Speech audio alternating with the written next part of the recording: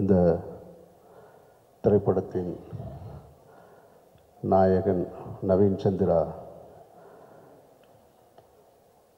அவர்களுக்கும் இசையின் நாயகன் இமான் அவர்களுக்கும் ஒட்டுமொத்த இந்த விழாவின் நாயகன் அக்பர் சார் அவர்களுக்கும் என்னுடைய வாழ்த்துக்கள். உண்மையிலே இந்த திரைப்படம் குறித்து அல்லது இதில் பணியாற்றியவர்களை பற்றி எனக்கு அதிக பரிச்சயம் இல்லை, பழக்கம் இல்லை. அக்பர் சார் மட்டும்தான் தெரியும். அவர் தான் இந்த விழாவுக்கு அழைக்கும் பொழுது எப்படியாவது வந்துருங்கன்னாரு.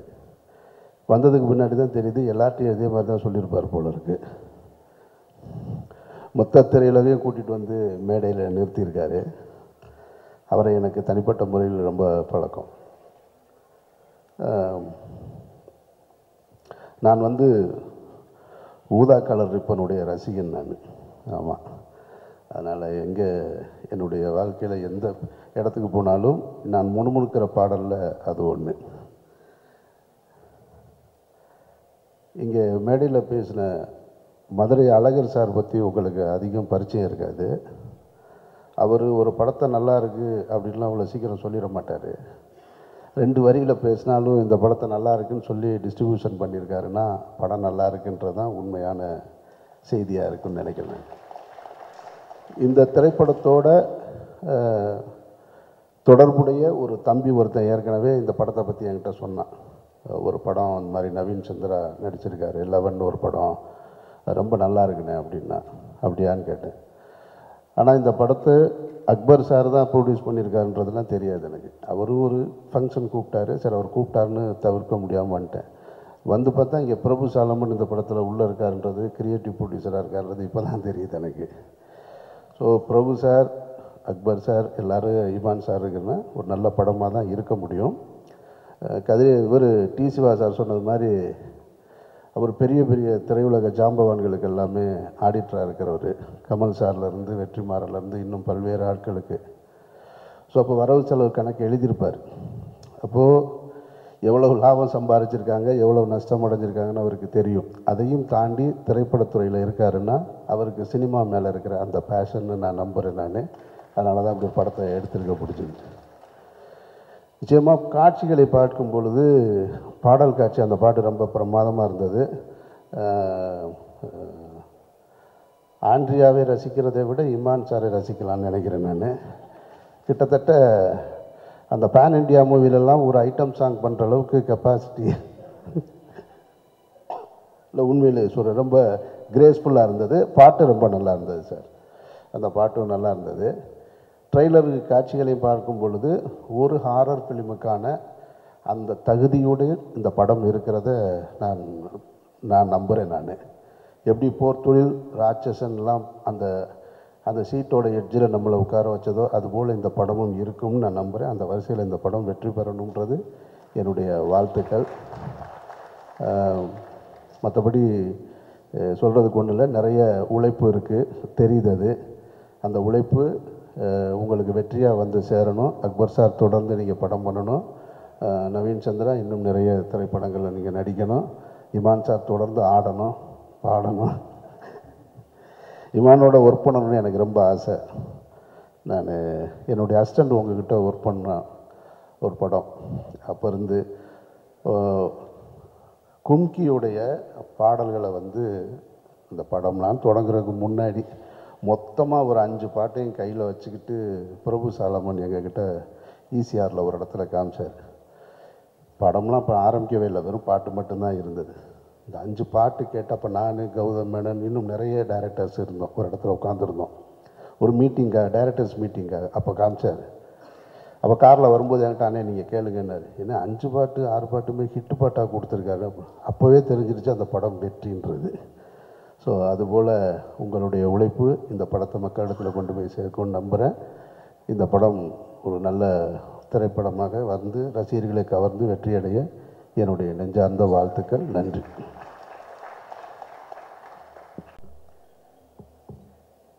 எல்லா துதிக்கான மகிமையும் இயேசு கிறிஸ்து ஒருவருக்கு. ரொம்ப சந்தோஷம். இப்படி ஒரு மேடை 11 படத்துக்காக நடக்குதுன்னு நினச்சி பார்க்கும்போது ரொம்ப சந்தோஷமாக இருக்குது. வந்திருக்கு பத்திரிகை ஊடக நண்பர்களுக்கு என்னுடைய வணக்கங்கள். அக்பர் சாருக்கு முதல்ல நன்றி. ஏஆர் என்டர்டெயின்மெண்ட் அக்பர் சாருக்கும் அஜ்மல் கானுக்கும் அண்ட் ரேயா மேம்க்கும் என்னுடைய நன்றியை தெரிவிச்சுக்கிறேன். ஆச்சு இண்டஸ்ட்ரியில் மோர் தென் 23 இயர்ஸ்க்கு மேலே and more then 125 films. But இந்த க்ரைம் த்ரில்லர் ஜான்ராவில் வந்து எனக்கு படம் அமையவே இல்லை. ஸோ இதில் இந்த 11 படம் வந்து it is my first official ஒரு ப்ராப்பர் டிவோட்டட் க்ரைம் த்ரில்லராக இது அமைஞ்சதில் எனக்கு ரொம்ப ரொம்ப சந்தோஷம். நான் நிறைய ஓடிடியில் உட்காந்து திரைப்படங்கள் பார்க்கும்போது நிறைய இந்த மாதிரி க்ரைம் த்ரில்லர்ஸ் தான் வந்து பார்ப்பேன். ஏன்னா அதுதான் ரொம்ப இன்ட்ரீகிங்காக இருக்கும். ரொம்ப ஹுக்டாக உட்காந்து படத்தை பார்த்துக்கிட்டே இருக்கலாம். அது கிளைமேக்ஸ் வர வரைக்கும் அது என்ன சொல்ல வருது, என்ன சஸ்பென்ஸ் அப்படின்றதுல வந்து பயங்கரமாக ரொம்ப இன்டென்ஸாக உட்காந்து படம் பார்த்துட்ருப்பேன். ஸோ பட் அந்த மாதிரி படங்கள் வந்து ஏன்னா நிறைய கமர்ஷியல் ஃபிலிம்ஸ் வந்து பண்ணுறோம், நிறைய ரூரல் ஃபிலிம்ஸ் வந்து பண்ணுறோம், சிட்டி சப்ஜெக்ட்ஸ் நிறைய வருது பண்ணிகிட்ருக்கோம். பட் இந்த மாதிரி ஜான்ரில் நம்மளுக்கு ஒன்று கரெக்டாக ஒன்று அமையணுமே அப்படின்னு யோசிச்சுட்டு இருந்தேன். ஸோ லோகேஷ் அஜில்ஸ்க்கு முதல்ல என்னுடைய நன்றியை தெரிவிச்சுக்கிறேன். சுந்தர் சி சாருக்கு நான் ஒரு 8 ஃபிலிம்ஸ் பண்ணியிருக்கேன் சாருக்கு. அப்போது அவங்க ஒர்க் பண்ணிகிட்டு இருக்கும்போது சாரோட சேர்ந்து இருந்த அந்த ஒரு காலகட்டத்தில் இருந்த நிறைய உதவி இயக்குநர்களோடய சேர்ந்து அவங்களுடைய படங்களுக்கெல்லாம் வந்து இசையமைக்கக்கூடிய வாய்ப்பெல்லாம் கிடச்சிது. இப்போது பேசின பத்ரி அவர்கள், வீராப்பா இருக்கட்டும், அண்ட் திருவிளையாடல் ஆரம்பம் பூபதி பாண்டியன் அவர்களாகட்டும், அண்ட் சுராஜ் அவர்கள், அந்த மாதிரி. ஸோ அந்த டைமில் இருந்த யாரெல்லாம் வந்து இருந்தாங்களோ உங்களுக்கு எல்லாமே ஒர்க் பண்ணியிருக்கேன். பட் நான் ஒர்க் பண்ண டைமில் லோகேஷ் அப்போது இல்லை, அதுக்கப்புறம் தான் லேட்டர் தான் லோகேஷ் அவர்கள் வந்து ஜாயின் பண்ணியிருக்காரு பிறகு. அண்ட் முதல்ல லோகேஷ் சார் வந்து இந்த மாதிரி சுந்தர் சாருடைய அசிஸ்டன்ட். நான் இந்த மாதிரி ஒரு ஸ்கிரிப்ட் சொல்லணும் அப்படின்னோடனே நான் ஒரு மாஸ் கமர்ஷியல் என்டர்டெய்னராக இருக்கும், நாளைய ஹியூமர்லாம் வச்சு ஒரு மாஸ் கமர்ஷியல் என்டர்டெய்னராக இருக்கும் அப்படின்னு தான் நினச்சேன். பட் ஸ்கிரிப்ட் கேட்கும் போது தெரிஞ்சது ரொம்ப ஒரு இன்டென்ஸான க்ரைம் த்ரில்லர் வந்து கொண்டு வந்திருக்காரு. முதல்ல ஒருத்தர் கேட்டதே நான் இந்த மாதிரி கதைக்கு முதல்ல எப்படி யோசிச்சிங்க? ஏன்னா எப்போவுமே சினிமாவில் ஒரு விஷயம் இருக்கு இல்லையா, ஒருத்தர் வந்து அம்மா வேடம் போட்டாங்கன்னா கடைசி வரைக்கும் அம்மா வேஷம் தான், ஒரு தங்கச்சின்னா கடைசி வரைக்கும் தங்கச்சி வேஷம் தான். அந்த மாதிரி க்ரைம் த்ரில்லருக்கு எப்படி இமான் செட் ஆவார் அப்படின்னு ஒரு யோசனை வந்து அவங்களுக்கு வரலன்னா கூட ஒரு 10 பேர் வந்து சொல்லி கும்மி அடிச்சிருவாங்க இல்லையா. ஸோ அப்படி தான் சினிமாவில் இருக்கும். பட் அப்படி யோசிச்சிங்க அப்படின்னு சொன்னால், இல்லை சார் இது வரைக்கும் நீங்கள் பண்ணல, அந்த மாதிரி பண்ணால் ரொம்ப நல்லாயிருக்கும் அப்படின்னு யோசித்தேன் அப்படின்னுக்காக வந்தார். ஸோ அங்கேயே அவர் வந்து ரொம்ப ஓகே, ஒரு ஆஃப் பீட்டாக யோசிக்கிற ஒரு இயக்குனராக இருக்காருன்னு எனக்கு ரொம்ப பாசிட்டிவாக இருந்தது. அண்டு படம் எல்லாம் டோட்டலாக முடிச்சு கார்த்திக்கோடைய ஒர்க் வந்து அவுட்ஸ்டாண்டிங் இந்த படத்தில். அண்ட் அவர் இப்போவே அடுத்த படத்தோடைய ஷூட்டிங்லாம் போய்ட்டு ஷெட்யூல்லாம் முடிஞ்சுதா கார்த்திக்? முடிஞ்சில்ல? அடுத்த படம் ஷூட்டிங் ஷெட்யூல் முடிஞ்சுது, படமே முடிஞ்சு பாருங்கள் அந்த அளவுக்கு. ஸோ இந்த படம் வெளிவரும் போது இன்னும் நிறைய பேர் கார்த்திக்குடைய ஒர்க்கை வந்து நிச்சயமாக நோட் பண்ணி எல்லா ரிவ்யூஸ்லையும் கண்டிப்பாக அது இருக்கும். அது இப்போவே எனக்கே தெரியுது.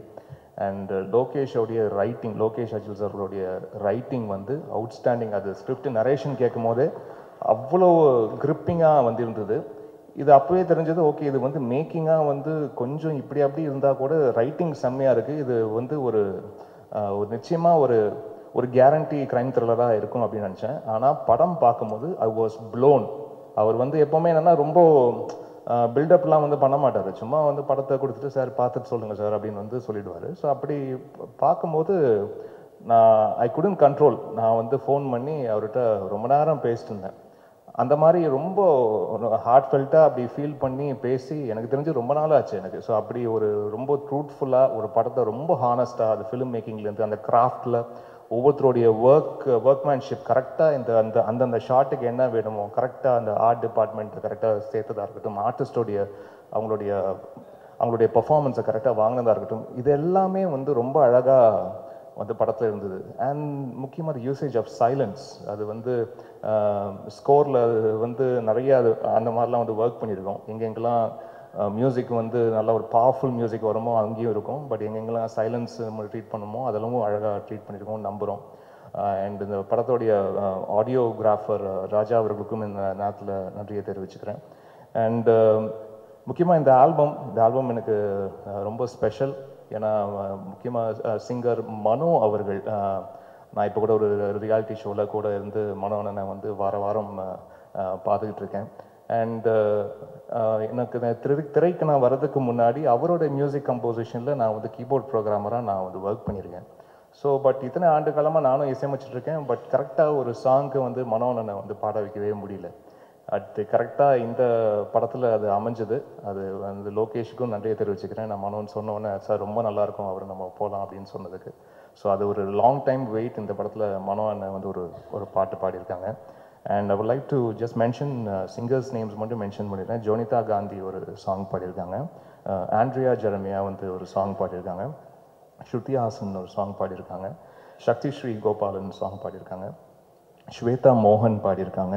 And newcomers Varun Paranthaman, Jovin Shamalina, Manoj Krishna, Deepak blues, Punya Selva and Aadhira Suresh எல்லாருக்கும் என்னுடைய நன்றியை தெரிவிச்சுக்கிறேன். அண்ட் பாடல்கள் எழுதின கபிலன் அவர்கள், விஷ்ணு எடவன் அவர்கள் அண்ட் லோகேஷ் அவர்களே வந்து ஒரு இங்கிலீஷ் சாங் வந்து எழுதியிருக்காரு. அண்ட் ராகேந்து மௌலி தமுகு அப்படின்னு தமிழும் தெலுங்கும் கலந்த மாதிரியான ஒரு பாடல். இதெல்லாம் வந்து ஒர்க் பண்ணியிருக்கோம். நிச்சயமாக இந்த திரைப்படம் மே 16ஆம் தேதி அது வந்து நீங்கள் உங்களுடைய பார்வைக்கு வரும்போது நிச்சயமாக உங்களுக்கு ஒரு பிடிக்கிற மாதிரியான ஒரு திரைப்படமாக இருக்கும். நம்மளுக்கு எப்படி தமிழ் சினிமாவில் வந்து ஒரு ராட்சசன் வந்து ஒரு முக்கியமான படமாக இருந்ததோ, போர் தொழில் எப்படி ஒரு முக்கியமான படமாக இருந்ததோ, நிச்சயமாக அந்த லிஸ்ட்டில் இந்த படம் இருக்கும்னு என்னுடைய நம்பிக்கை இருக்குது. நீங்கள் படத்தை பாருங்கள், பார்த்துட்டு உங்களுடைய அன்பும் ஆதரவும் கொடுங்க. மறுபடியும் thank you so much for all the love support. Present மீடியாவுக்கு ஒன்ஸ் அகேன் நன்றி. Thank you Jesus. உங்கள் எல்லாரையும் சந்திக்கிறதுல அவ்வளோ சந்தோஷம். வந்திருக்கிற பத்திரிகை ஊடக இணையதள நண்பர்கள் எல்லாருக்கும் வணக்கம். இது என்னை பொறுத்த வரைக்கும் அக்பர் சாரோட நான் வந்து சில நேரங்களில் சில மனிதர்கள்லேருந்து செம்பி தொடர்ந்து அவரோடே நான் பயணித்துட்டு இருக்கேன். இந்த கதை லோகேஷ் முதலாவது வந்து சொன்னப்பே வந்து ஒரு ஸ்ட்ரைக்கிங்காக இருந்துச்சு. இது எப்படி எக்ஸிக்யூட் பண்ண போகிறாங்க, இதற்கான ஆர்டிஸ்ட் முதல்ல எப்படி, ஏன்னா இதுக்குள்ளே ஒரு ஒரு டபுள் டைமென்ஷன் ஒரு ட்ராவல்லாம் இருக்குது. ரொம்ப இன்ட்ரெஸ்டிங்கான பிளேவாக இருக்குது. யார் பண்ணுவான்றப்போ ரொம்ப தேடிக்கிட்டு இருந்தப்போ நவீன் சந்திரா உண்மையிலுமே நான் படம் பார்த்துட்டேன். ஒரு ரொம்ப இப்போ இன்னைக்கு சமகாலத்தில் அந்த கேரக்டரை ஹோல்டு பண்ணி ஒவ்வொரு ஃப்ரேமும் அந்த ஸ்டோரிக்குள்ளே வச்சுருக்கிற சில நடிகர்கள் தான் இருக்காங்க. அந்த வரிசையில் நவீன் சந்திரா கண்டிப்பாக வருவாப்புல. ஏன்னா ரொம்ப அழகாக பண்ணியிருந்தாப்புல. அது கொஞ்சம் மிஸ் ஆனாலும் அது நமக்கு அதோட ஜெல்லை பார்க்க முடியாது. அதே மாதிரி நடித்த எல்லாருமே நடிகைகள், இப்போ ரே ஆகட்டும், அவங்க சகோதரி அண்டு அபிராமி மேம், இவங்கெல்லாம் ரொம்ப அழகாக அந்த கேரக்டரை ஹோல்ட் பண்ணி அழகாக பண்ணியிருந்தாங்க. இன்னொன்று, இந்த படத்தோட உண்மையிலுமே எனக்கு வந்து மைண்ட்லே எனக்கு முதல் நிறுத்தினது வந்து கார்த்திகோட ஒளிப்பதிவு. ரொம்ப ரொம்ப அழகாக பண்ணியிருந்தான். ஏன்னா இந்த மாதிரி ஃபிலிம்ஸ் வந்து அந்த லைட் மூடு ரொம்ப முக்கியம். அது என்ன மாதிரி அந்த அந்த every shot as a purpose, அந்த லைட்டோட லென்ஸோட பர்பஸ் ரொம்ப முக்கியம், அது லைட்டோட பர்பஸ் ரொம்ப முக்கியம். அதை ரொம்ப உணர்ந்து அழகாக பண்ணியிருந்தாப்புல கார்த்திக்.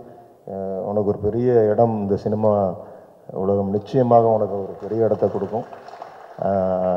அதே மாதிரி எல்லாருமே ஆர்ட் டைரக்டர் ஆகட்டும், மற்ற கோ ஆர்டிஸ்ட் எல்லாருமே எக்ஸ்ட்ராடினரியாக பண்ணியிருந்தாங்க. அப்புறம் இமான், அது சொல்லவே வேண்டாம். அவர் சொன்ன மாதிரி அவர் எனக்கு தெரிஞ்சு முதல்ல பண்ணுற ஒரு க்ரைம் த்ரில்லர் ஃபிலிம். ஸோ அது ஒரு பெரிய டிஸ்கஷன் டைரக்டரோட அவருக்கு போச்சு. இது எந்த அளவுக்கு வந்து ரொம்ப நாய்ஸியாக இல்லாமல் மியூசிக்கில் எஃபெக்ட்ஸில் என்னென்ன பண்ண முடியும், அது படம் பார்க்குறப்ப என்னால் உணர முடிஞ்சு. ரொம்ப அழகாக அந்த கதையை வந்து முத்து கோக்குற மாதிரி இசையால் கோத்து அழகாக அந்த இடத்தெல்லாம் ரொம்ப அழகாக எடுத்துகிட்டு போயிருக்காங்க. ஸோ இந்த ஃபிலிம் ரொம்ப அழகாக நேர்த்தியாக வந்திருக்கு. ஸோ இது மே 16 அன்னைக்கு உங்கள் கைக்கு வரப்போ நிச்சயமாக அதற்கான ஒரு அங்கீகாரத்தை ஆடியன்ஸ் கொடுப்பாங்கன்ற நம்பிக்கை இருக்குது. ப்ரெஸ் அண்ட் மீடியா, நீங்கள் இந்த மாதிரி சின்ன சின்ன ஃபிலிம்ஸ் எல்லாம் கொண்டு போய் சேர்க்கறதுக்கு ஒரு பெரிய என்கரேஜ்மெண்ட்டாக இருப்பீங்க. அக்பர் சாரை பற்றி நிறைய சொல்லணும், நேரம் பத்தாது. ஸோ இங்கே வந்த நோக்கம், இந்த திரைப்படம், இந்த குழு நல்லபடியாக இந்த திரைப்படம் ஓடணும். இந்த டீம் எல்லாருமே they must flourish in this year. நல்ல பிஸியாக இருக்கணும். From my bottom of my heart I bless everyone. Thank you so much. Thank you so much. 11 திரைப்படத்தோட ட்ரெய்லர் மற்றும் ஆடியோ ஃபங்க்ஷனுக்கு வந்திருக்கிற அனைத்து பத்திரிகை மற்றும் ஊடக நண்பர்கள் எல்லாத்துக்கும் என்னுடைய பணிவான வணக்கம். மற்றும் நிறைய வாழ்த்துறதுக்காக நிறைய பெருமவர்கள் வந்திருக்காங்க. எல்லாத்துக்கும் என்னுடைய பணிவான வணக்கம் தெரிவிச்சுக்கிறேன். படத்தின் தயாரிப்பாளர் அக்பர் அவர்கள், டைரக்டர் லோகேஷ் அவங்களுக்கும் என்னுடைய பணிவான வணக்கம் தெரிவிச்சுக்கிறேன். அப்புறம் படத்தினுடைய தமிழ் தெலுங்கு 2 படத்துக்கும் ஹீரோ நவீன் சந்தர் அவருக்கு என்னுடைய பணிவான வணக்கம். அப்புறம் விழாநாயகன் நியமான் அவர்கள் அவருக்கு அவருடைய டோட்டல் யூனிட் பாடினவங்க எல்லாத்துக்கும் என்னுடைய பணிவான வணக்கத்தை தெரிவிச்சுக்கிறேன். நான் நிகில் படத்துக்காக எல்லா டெக்னீஷியன் சொல்லிட்டு எல்லாத்துக்கும் மொத்தமாக நிகில் என்ன படத்துக்கு ஆடியோ இதுக்கு வரணும்னு சொல்லி கூப்பிட்டு நீ சாதாரணமாக கேட்குற மாதிரி கேட்டேன், என்ன மாதிரி டைப் படம் அப்படின்னு. அப்புறம் கிரைம் அப்படின்னு சொல்லி சொன்னாப்புல. நான் படம் பண்ணுறதுக்கும் நான் படம் பார்க்குறதுக்கும் சம்மந்தமே இல்லை. இது இந்த கேசட்டு ஆடியோ இதெல்லாம் டிஸ்கெல்லாம் எடுக்கிற அந்த லைப்ரரிக்காரன் சொல்லுவான் பூர்ணிமா கிட்ட, என்ன சார் இருக்கிற படத்துக்கு அவர் பார்க்குற படத்துக்கு சம்மந்தமே இல்லை, கத்தி துப்பாக்கி இல்லைன்னா அந்த படத்தையே வாங்க மாட்டேங்கிறாரு அப்படின்னு சொல்லிட்டு. எனக்கு உண்மையிலேயே படம் பார்க்குறது அப்படின்னு சொன்னோம்னா அந்த க்ரைம் ஆக்ஷன் இந்த மாதிரி படம் தான் எனக்கு ரொம்ப பிடிக்கும். மற்ற படத்தை ரசித்து பார்த்துட்ருப்போம், இருந்தாலும் இந்த க்ரைம் எல்லாம் அந்த படங்கள்லாம் வரும்போது கொஞ்சம் மூளைக்கும் வேலை கொடுக்குற மாதிரி அதில் விஷயங்கள் இருக்கும். அதனால் அடுத்தது என்னன்னு அந்த சஸ்பென்ஸோடு பார்த்துக்கிட்டு இருப்போம். ஸோ அதுதான் எனக்கு இன்ட்ரெஸ்ட். அந்த மாதிரி படங்களில் நான் அதிகமாக பண்ணல. வெடிமறை காத்துரு, கைதின் டைரி இதுதான் அவ்வளோதான் பண்ணேன், வேறு எதுவும் சப்ஜெக்ட் பண்ணல. இருந்தாலும் அது என்ன அவ்வளோ அந்த க்ரைமுங்கிறது உதாரணத்துக்கு சொல்லணுன்னா, ஒரு டெட் பாடி ஒரு ரூம் சுற்றி வர ஒரே ஒரு ஜன்னல் திறந்துருக்கும், லாக் ஆகிருக்கும், வேறு எந்த வழியுமே இல்லை. அந்த டெட் பாடி ஹேங் ஆகிட்டுருக்கும். அப்போ எல்லோரும் ஜன்னல் வழியாக பார்த்துக்கிட்டு கதவு உள்ளே தாள் போட்டிருக்கு அப்படின்னு சொல்லிவிட்டு அவர் சூசைடு தான் பண்ணிட்டாரு அப்படிங்கிற மாதிரி இருக்கும்போது போலீஸ்காரங்க 2 பேர் வருவாங்க, 2 ஆஃபீஸர்ஸ். அவங்க 2 பேர் வந்தோடனே எல்லாத்திட்டையும் கேட்குறாங்க, யாராவது போனாங்களா உள்ளே என்னென்னு கேட்டதுக்கப்புறம், இல்லை சார் கதவு தாள் போட்டிருக்க உள்ள அவருக்கு ஏதோ கஷ்டம் போல் இருக்குது, சூசைடு பண்ணிட்டாரு அப்படின்னா ஜன்னல் பார்க்குறாங்க. ஒரு ஜன்னல் வழியாக அப்படி ஹேங் ஆகிறது மட்டும் தெரியுது. சரி வேறு எந்த ரூட்டுமே இல்லை அப்படின்னு சொல்லும்போது கதவை உடைச்சிட்டு உள்ளே போகிறாங்க. போனோடனே 2 ஆஃபீஸரில் ஒரு ஆஃபீஸர் சுற்றி வர பார்த்துக்கிட்டே இருந்தான். ஒரு ஆஃபீஸர் உள்ளே வந்தோடனே அப்புறம் அந்த இன்னொரு ஆஃபீஸர் கூப்பிட்டான், இது தற்கொலை இல்லை கொலை அப்படின்னா. ஏய் என்னடா வந்த உடனேயுமே உள்ள தற்கொலை இல்லை கொலைங்கிற, இந்த பக்கமே ரூட் இல்லை உடனே கொலைங்கிற. இல்லைடா வந்தோன்னே கீழே பார்த்தேன் நான், என்னென்னா அந்த ஸ்டூலு கவுந்து கிடக்குது, அதில் தான் சூசைட் பண்ணிப்பேன். ஸ்டூலு 2 அடி தான் இருக்குது, ஆனால் அந்த கவுந்து தொங்குற காலுக்கும் தரைக்கு 2.5 அடி இருக்குது. 2 அடி ஸ்டூலில் ஏறி எப்படி 2.5 அடிக்கு மேலேயா போக முடியும்? 3 அடி ஸ்டூல்லேருந்து தட்டி விட்டு விழுந்தால் தான் 2.5 அடியில் வர முடியும். இவன் 2 அடி ஸ்டூல் தான் இருக்குது, 2.5 அடி மேலே இருக்கான் அப்படின்னா அப்போ என்ன எங்கேயோ போட்டு பண்ணி இங்கே ஒன்று ஹேங் பண்ணிட்டாங்க அப்படின்னு. ஸோ அந்த மாதிரி மூளைக்கு வேலை கொடுக்குற மாதிரி நம்ம கொஞ்சம் நேரம் வரைக்கும் நமக்கு ஒரே டென்ஷனாக இருக்கும். இப்படி தான் அந்த க்ரைம் படங்கள் பார்க்கும்போது அந்த அளவுக்கு இன்ட்ரெஸ்டிங்காக இருக்கும். ஸோ இந்த 11 படம் அந்த மாதிரி அந்த ஜாதி அப்படின்னு சொன்னோன்னே எனக்கு படம் உண்மையிலேயே பார்க்கணுன்ட்டு.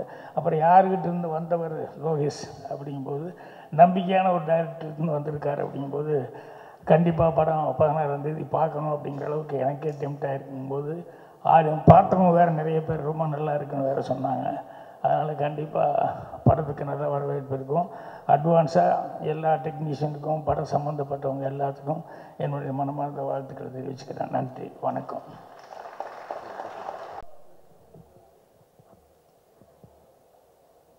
எல்லோருக்கும் மாலை வணக்கம். இந்த அழகான விழாவுக்கு மரியாதை செலுத்த வந்திருக்கும் பத்திரிகை ஊடக நண்பர்களுக்கு ஒரு ஸ்பெஷல் வணக்கம். ரொம்ப நன்றி இங்கே வந்ததுக்கு. ரொம்ப சந்தோஷமாக இருக்குது எனக்கு. ஒரு பயணத்தை ஆரம்பிக்கும் போது ஒருத்தர்கிட்ட ரொம்ப ஒரு எக்ஸைட்மெண்ட், ஒரு வேகம், ஒரு வெறி எல்லாமே இருக்கும். அவங்க கூட பயணிக்கும் போது அதெல்லாம் நம்மளுக்கும் ஒட்டிக்கும். அந்த மாதிரி அவரோட பயணத்தை ஆரம்பிக்கிற லோகேஷோட விழா இது. So I'm very happy. லோகேஷோட முதல் படத்தில் எனக்கும் வாய்ப்பு தந்ததுக்கு thank you so much. Imman sir, you the star of the night. உங்களை பற்றி சொல்லவே வேண்டாம். மேட் பி மெலடி சாங் ஆகட்டும், இல்லை ரேப் சாங் ஆகட்டும், இல்லை குத்து சாங் ஆகட்டும், அது எல்லாமே நீங்கள் பண்ணியிருக்கீங்க. And so many beautiful songs நீங்கள் தந்திருக்கீங்க. இதுலேயும் ரொம்ப அழகான சாங்ஸ் அமைச்சு தந்திருக்கீங்க. ரொம்ப ரொம்ப நன்றி. அக்பர் சார் இங்கே எங்கேயோ இருந்தார், எங்கே இருக்காருன்னு தெரியல. பட் அக்பர் சாரோட ஒர்க் பண்ணுறது எந்த ஒரு ஆர்டிஸ்ட்டுக்குமே ரொம்ப கம்ஃபர்டபுளான ஒரு விஷயம். ரொம்ப நல்லா பார்த்துக்குவார். ஸோ அவரோட டீமில் ஒரு பாகமாகினதுக்கு எனக்கு ரொம்ப சந்தோஷமாக இருக்குது. And all of my co actors, ஒருத்தரை மட்டும் சொல்ல தெரியல, ஏன்னா நான் அந்த படம் பார்த்துருக்கேன். Everybody has done an amazing job. But இங்கே வந்திருக்கிற எல்லாரையும் நான் குறிப்பிட்டு சொல்லணும். Riya, amazing job. உங்களை சில நேரங்கள்லேயே எனக்கு ரொம்ப பிடிச்சிருந்தது. You had one of the best roles. Rithvika, I told you, நான் உங்கள் பெரிய fan. Very very convincing job. Dileepan, amazing performance. And Naveen, a fan. I'm a fan of yours. இதுலேயும் கலக்கி இருக்கீங்க. அவ்வளோ ரெஸ்ட்ரெயின்டாக ஒரு விஷயத்தை கூட வெளியில் விடாமல் எப்படி எல்லாத்தையும் உங்கள் ஃபேஸுக்கு பின்னாடி தான் எல்லா இமோஷன்ஸும் ஓடும். அது அவ்வளோ அழகாக பண்ணியிருக்கீங்க. ரொம்ப ரொம்ப அழகாக ஆல் ஆஃப் அஸ் நாங்கள் நல்லா மெனக்கெட்டிருக்கோம். படத்தை பற்றி நான் அவ்வளோ சொல்ல மாட்டேன். சொன்னால் என்னை உதைப்பாங்க. அதனால் நான் அதை பற்றி சொல்ல மாட்டேன். இதோட சக்ஸஸ் மீட்டில் வந்து படத்தை பற்றி நிறைய பேசலாம். பட் தேங்க்யூ அகேன் இந்த ஒரு ஆப்பர்ச்சுனிட்டி தந்ததுக்கும் 11 மாதிரியான அழகான ஒரு படத்தில் எனக்கு பார்ட்டிசிபேட் பண்ண முடிஞ்சதுக்கு ரொம்ப நன்றி. Thank you so much.